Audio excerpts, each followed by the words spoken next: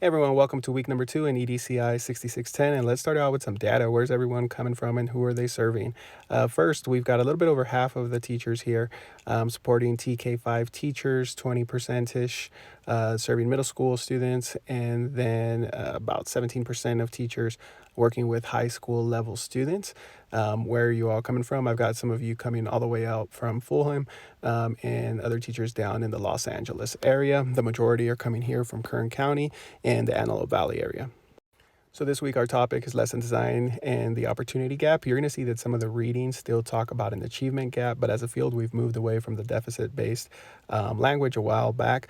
So when we talk about the achievement gap, we are kind of referring to ways that kids are failing. But when we talk about the opportunity gap, we recognize that we haven't given kids all the opportunities required to be able to achieve what they can.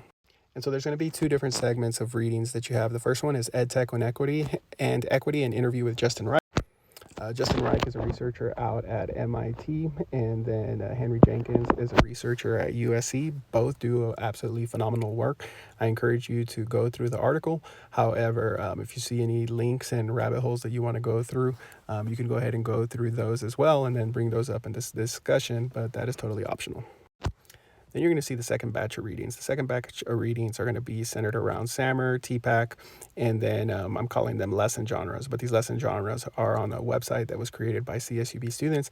So you're going to see all kinds of different types of lessons that you could be implementing in your class, whether it's a 5E lesson, a 3-act math task, a makerspace. It's all there, and it's pretty fruitful. You don't have to go through that entire site. It's more so for you to get ideas as we begin designing and creating our own experiences. So this week, one of the big things that's going to be due is your lesson 1 remix. For the lesson 1 remix, you're going to have a few options on how you submit that work. So let me walk you through that.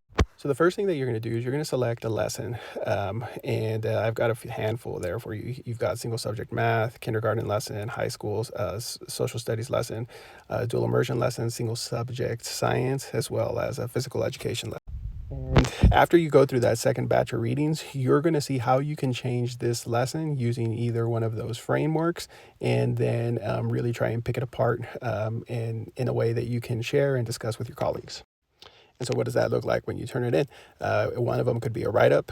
You have detailed description on what that write-up can look like. You can completely break down that lesson plan and redo a separate lesson plan.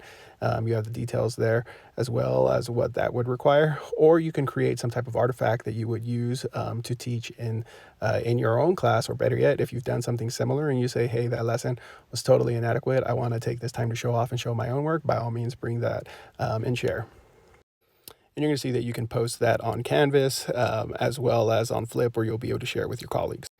If you haven't noticed yet, on the syllabus there is office hours, and you can go ahead and visit with me on Tuesday if you have any questions, and we can walk through and clarify any of that. But great job. It was a pleasure meeting you all virtually last week.